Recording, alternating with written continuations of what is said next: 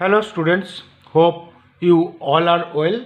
Let us start our next video on the basis of elements of accounts part 2 standard 12. Students, the previous video till now what I taught you, that is before the solvency ratio. There the four sections are there: section A, section B, section C and section D. Section A that I taught you, where you got the four ratios. Section B that I taught you, where you got the two ratios. Now I am coming the section C, where you will get the four ratio. That means total number of ratio in this chapter you will get 14. 1 4 14. Out of that 4 plus 2 6 I completed till the last video.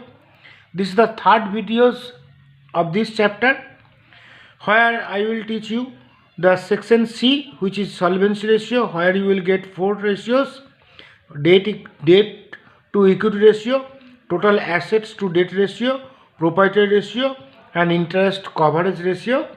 And section D, you will get the efficiency or activity ratio, where here also you will get the four ratios. One is called the stock turnover ratio, next is called the working capital turnover ratio, next is coming debtors ratio and creditors ratio. Like that four you will get. That means solvency ratio, which coming under section C, where you will get four ratio. Out of that first one is coming debt to equity ratio. I told you all these ratio formula you have to remember. Debt to equity ratio is equal to debt within bracket long term debt by equity. Main formula you have to remember, debt to equity. So debt to equity ratio, from this name itself it will be very easy to remember. Debt to equity ratio is equal to debt by equity. Now debt means long term liabilities, not short term. Long term liabilities, and equity means shareholders funds. Shareholders funds means the how much money is the owner of this shareholder, which is called the shareholders fund. So debt to equity, that you have to keep it in mind, where you have to remember. And next is coming the 8 total assets to debt ratio. From the name itself it will be very easy to remember. Total assets to debt ratio, just now I told you, debt to equity, debt by equity. Equity means shareholders fund. Similarly, total assets to debt ratio. Total assets to debt ratio means total assets by debt. Debt means long term. Here debt means the long term liabilities. Total assets means that you know the total assets whatever it is coming in the asset sides. So total assets by debt, which is coming total assets to debt ratio. Next is coming number 9, proprietary ratio. Proprietary ratio means owner's fund by total assets. Total assets already you came to know from the previous formula, total assets. So proprietary ratio is equal to owner's fund by total assets. Owner's funds means that shareholders fund, that is called the owner's fund. And number 10 is coming interest coverage ratio. Interest coverage ratio is equal to earning before interest and tax by interest on long term debt. Earning before interest and tax divided by interest on long term debt. Students, I know that one. Gujarat board this times this solvency ratio it is not included, but for section A and for section B, section A is MCQ and section B is the 1 or 2 lines questions answer. For there this type of question they may tell you, they may ask you, write the formula for debt to equity ratio, write the formula for total assets to debt ratio, write the formula for the proprietary ratio, write the formula for the interest coverage ratio. So I want to tell you that all this 14 ratio formula you have to remember it. Only this much is enough for this solvency ratio. Next I am coming for the efficiency or the activity ratio. Efficiency and activity ratio, under this ratio you will get the four ratios. Out of that first one is coming stock turnover ratio. Very easy. Very easy. Stock turnover ratio, the formula is cost of goods sold, which is short form is CGS, by average stock. So formula you have to remember, stock turnover ratio is equal to cost of goods sold by average stock.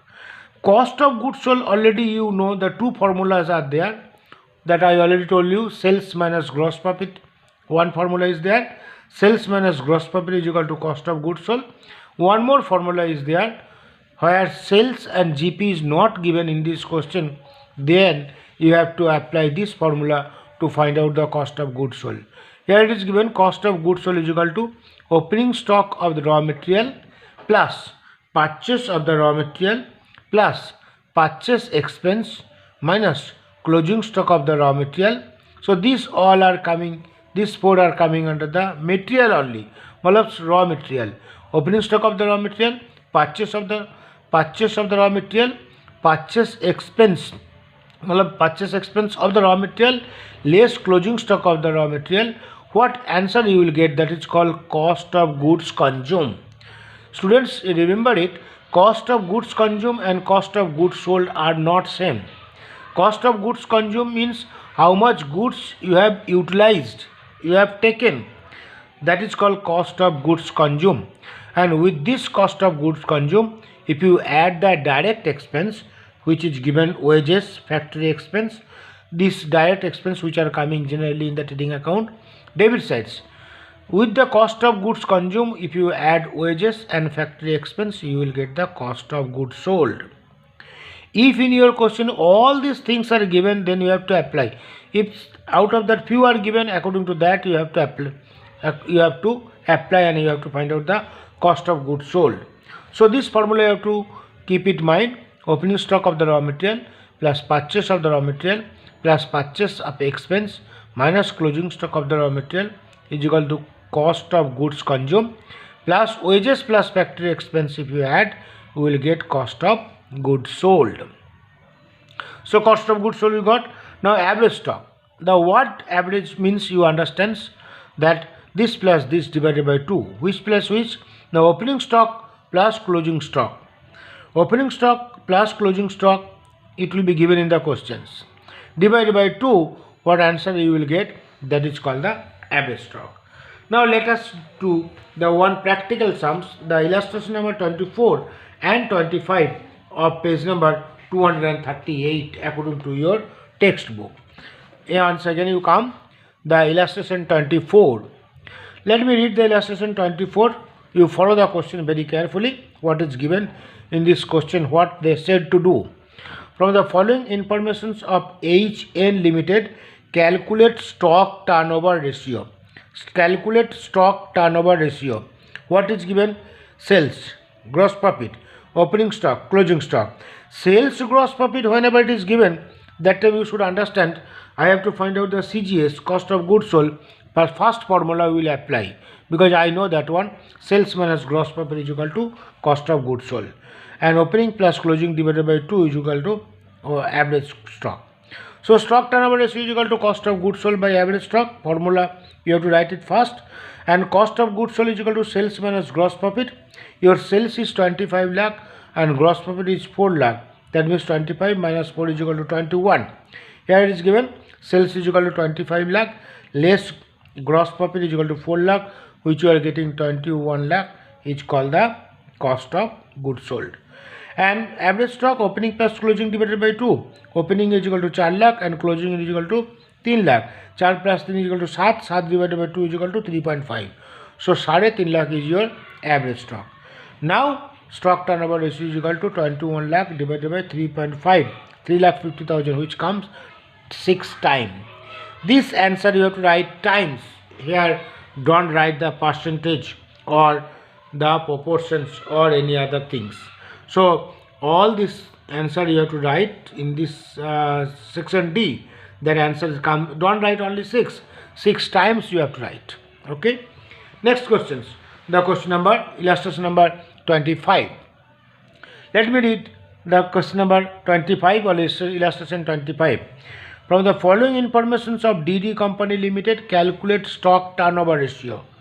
opening stock, purchase, closing stock, purchase expense.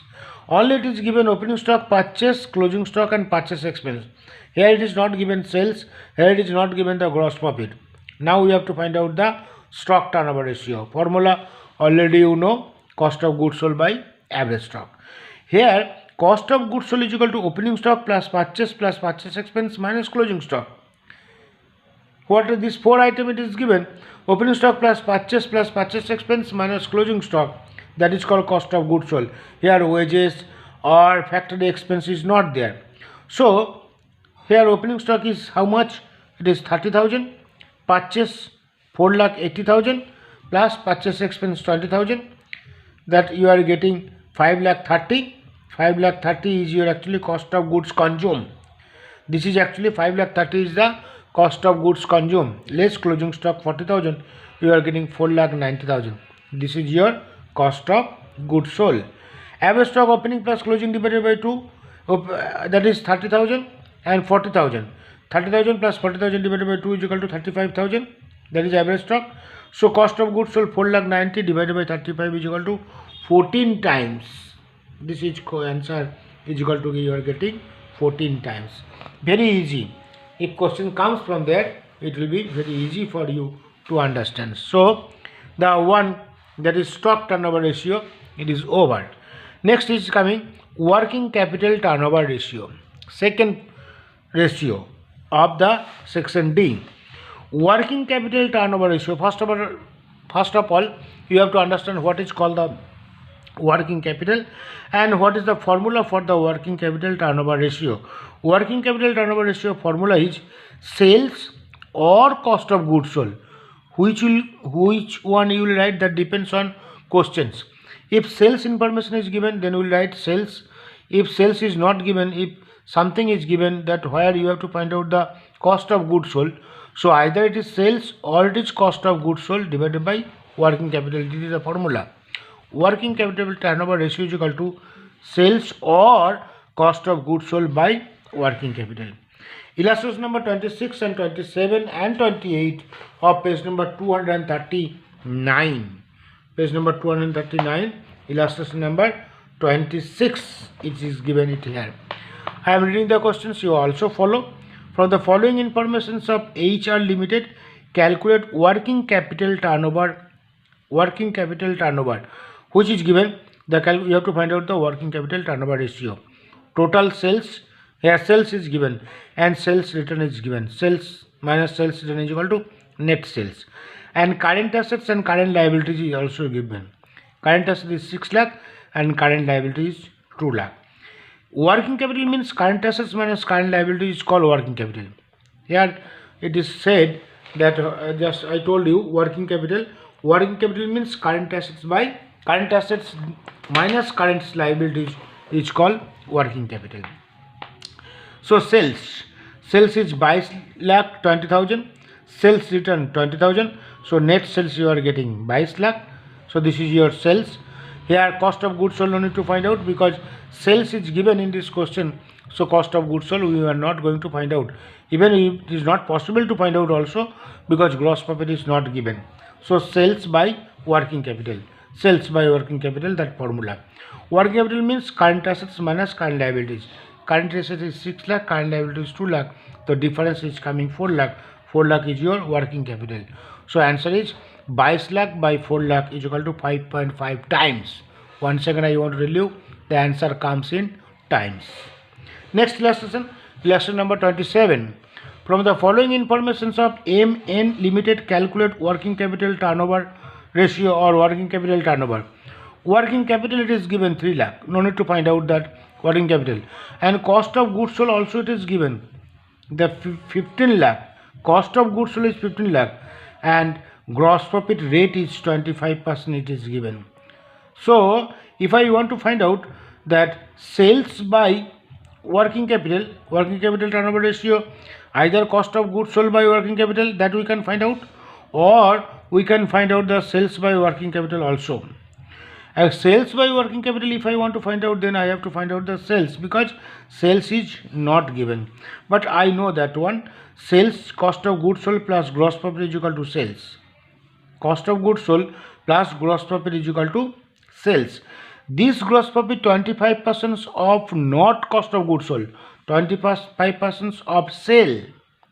If GP is 25% of sale, so obviously cost of goods sold is 75% because 25% plus 75% is equal to 100%. Here assume that sales is equal to 100. If sales is equal to 100, if sale is 100, then if gross profit is 25%, which is given, so 75% is the cost of goods sold, because I know that one cost of goods sold plus gross profit is equal to sale. If this is 25%, this is 75%, so 25 plus 75 is equal to 100. So 75% is equal to cost of goods sold. Now 75% is 15 lakh. It is given. 75% is the 15 lakh. So 25% is equal to 5 lakh. That means sales is equal to 20 lakh. So if 75% is the cost of goods sold and which amount is given 15 lakh, so obviously 75% is equal to 15 lakh, then 25% is equal to 5 lakh. So 15 plus 5 is equal to 20 lakh. 20 lakh if I find OC, now you can get the answer. Gross profit is 25%. 25% of 20 lakh is equal to 5 lakh. So you are getting the sales is 20 lakh. Sales by working capital. Working capital it is given in the question. So 6.67 times. On the basis of cost of goods sold, it is given 15 divided by 3 is equal to 5 times. 15 divided by 3 is equal to 5 times. Next is coming the next questions, that is illustration number 28. From the following informations of M Company Limited, calculate working capital turnover. What is given? You have to find out the working capital turnover ratio or working capital turnover. Total assets 45 lakh, non-current assets, actually I want current assets. Non-current assets is equal to 30 lakh. If total asset is 45 lakh, if non-current asset is 30 lakh, that means current asset is 15 lakh, because non-current assets plus current asset is equal to total assets. So 30 plus 15 is equal to 45. Similarly, total liability is 20 lakhs and non-current liability is 10 lakhs. Total liability is 20 lakh, non-current liability if it is 10 lakh, so current liability also will be 10, because 10 plus 10 is equal to 20, and sales it is given.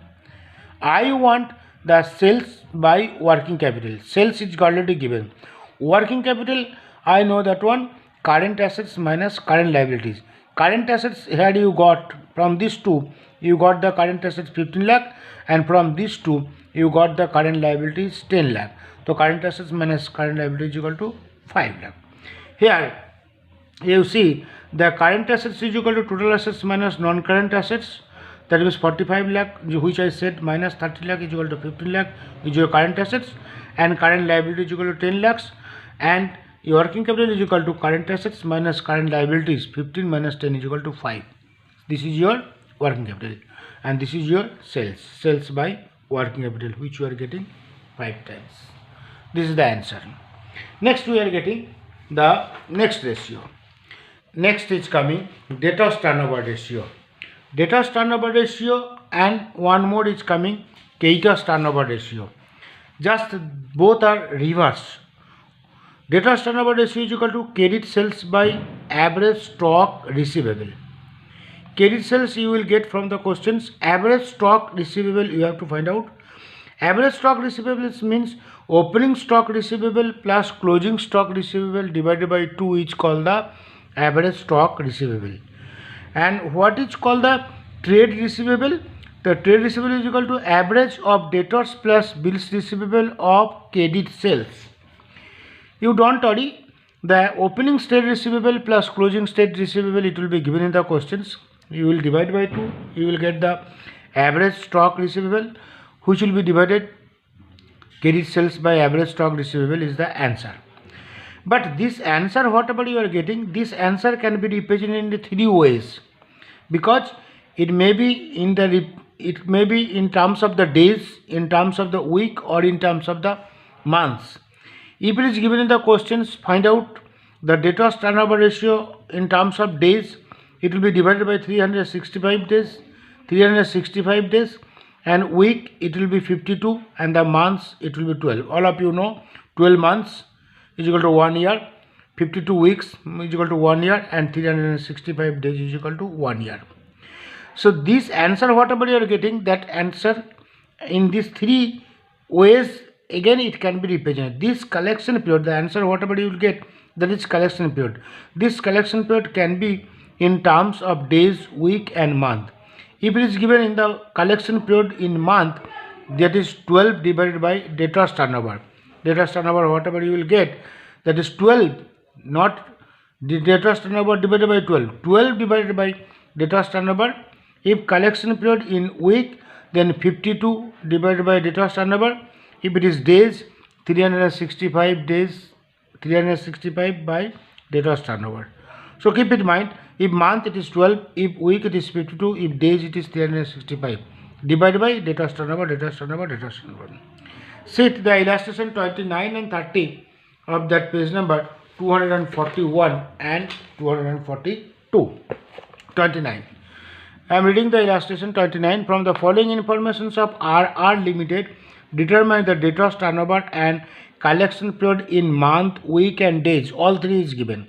So first we will find out the debtors turnover, then we will find out debtors turnover in terms of month, in terms of week and in terms of days. What is given?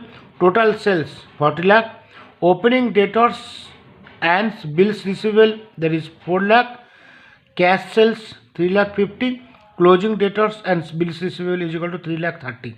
These four items are given. From there you have to find out the debtors turnover in week, month and days. Debtors turnover is equal to credit sales by average trade receivable. Credit sales by average trade receivable. Credit sales, how we will get? Total sales minus cash sale. Total sales is equal to 40 lakh, cash sales is equal to 3 lakh 50. If you deduct total sales minus cash sale, which you are getting credit sale, that is 36 lakh 50,000. And average trade receivable, I told, opening debtors plus bills receivable plus closing debtors plus bill receivable divided by 2. Opening debtors plus bill receivable is equal to trade receivable, that is opening, and closing debtors plus bill receivable is equal to closing trade receivable. So trade receivable means debtors plus bill receivable.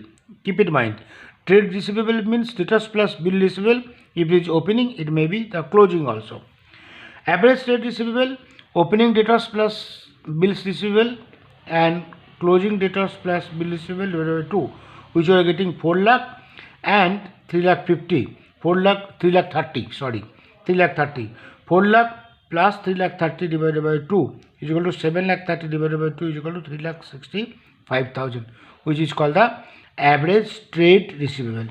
Now answer, debtors turnover is equal to the credit sales 36 lakh 50,000 divided by 3 lakh 65,000, which you are getting 10 times. All these four ratios are coming in the times. So this is the answer which you are getting 10 times is called the debtors turnover. Now you have to find out the collection period.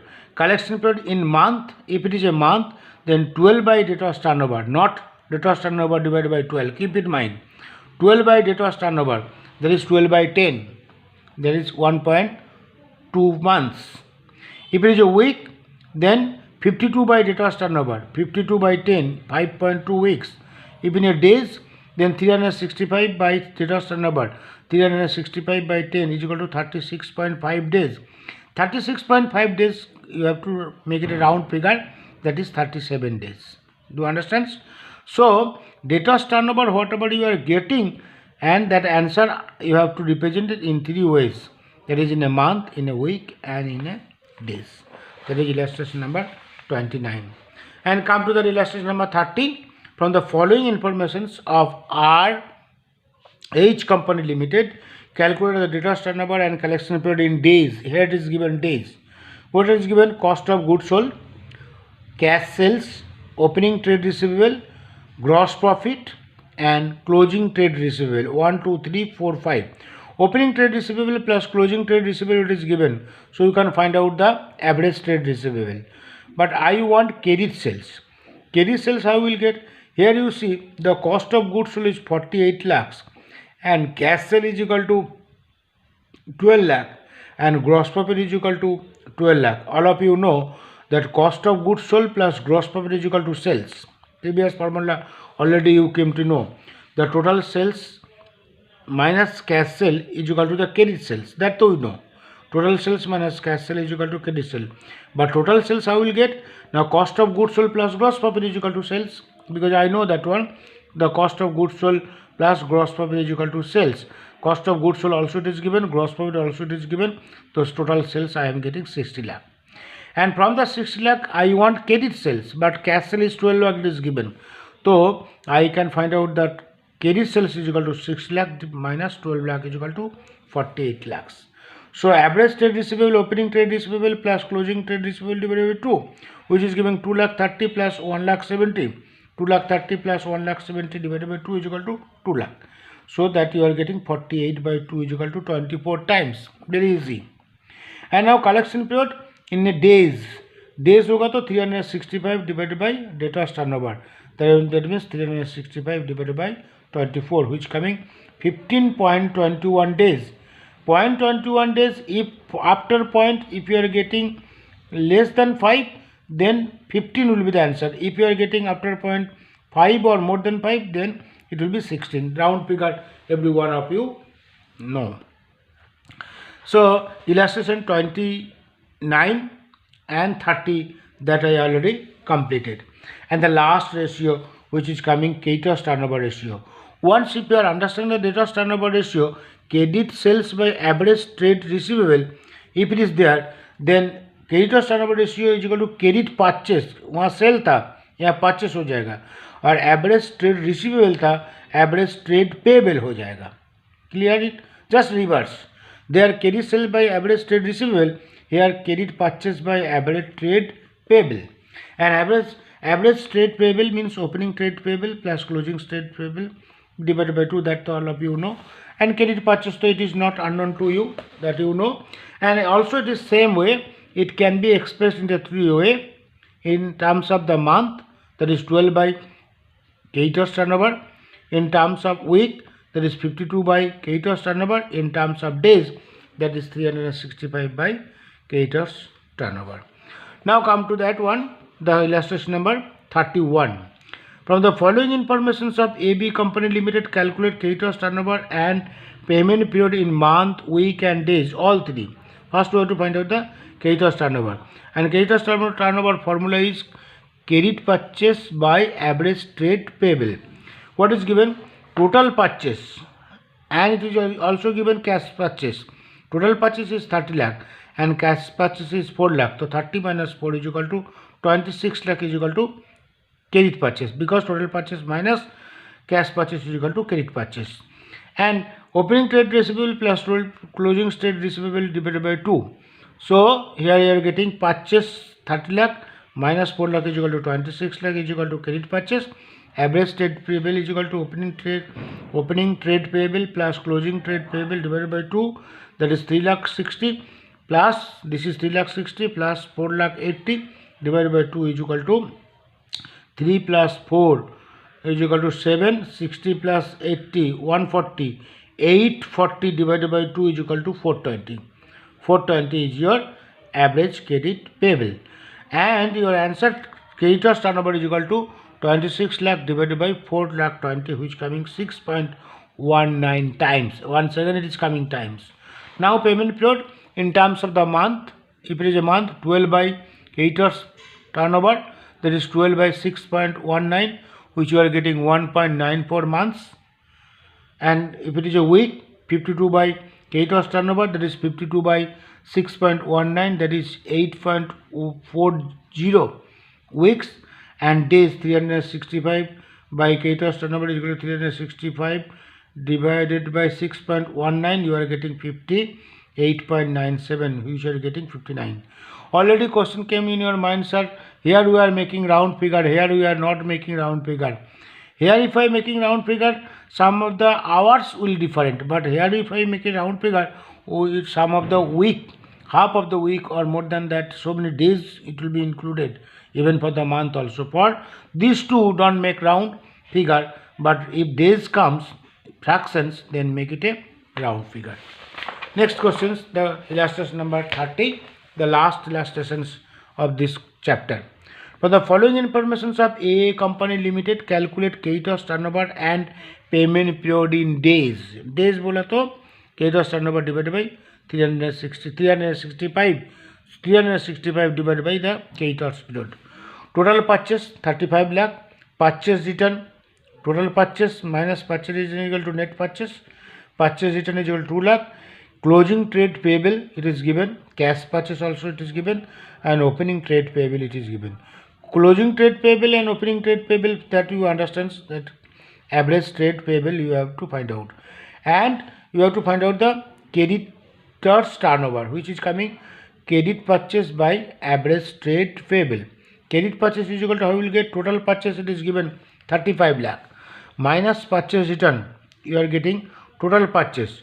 From the total purchase, if you deduct the cash purchase, you will get the credit purchase. So this is your total purchase, this is purchase return, and this is net purchase. Net purchase means cash purchase plus credit purchase. Out of that, cash purchase is 3 lakh, so 30 lakh is the credit purchase. So credit purchase we got 30 lakh. And average trade payable, opening trade payable plus closing trade payable divided by 2, that is 4 lakh 60, 5 lakh 40 plus 4 lakh 60, 5 plus 4 9, 60 40 10. So 5 lakh 40 plus 4 lakh 60 divided by 2 is equal to, that is 10 lakh divided by 2 is equal to 5 lakh. So average trade payable we are getting 5 lakh. So answer, you are getting creditors turnover, that is credit purchase 30 lakh, and average trade payable is equal to 5 lakh, you are getting 6 times. The 6 times is the creditors turnover.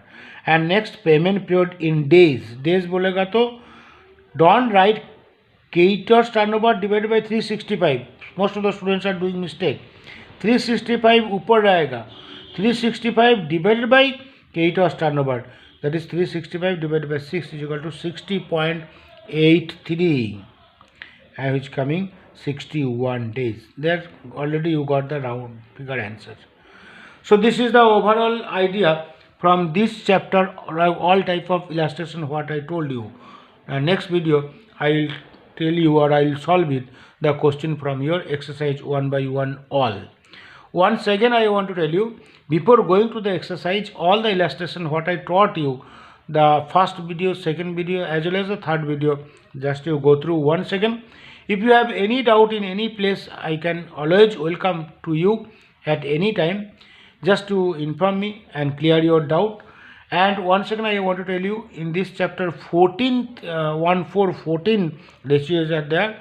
All these ratio you have to learn the formula, as well as the same time I told you the each ratio formula 1, objective number 2, and trend number 3. Once again, each formula, each ratios formula, objective, that is formula, objective and trend. From there you will get the question from MCQ as well as the question from section B also. Okay, hope you are understanding. Okay, bye.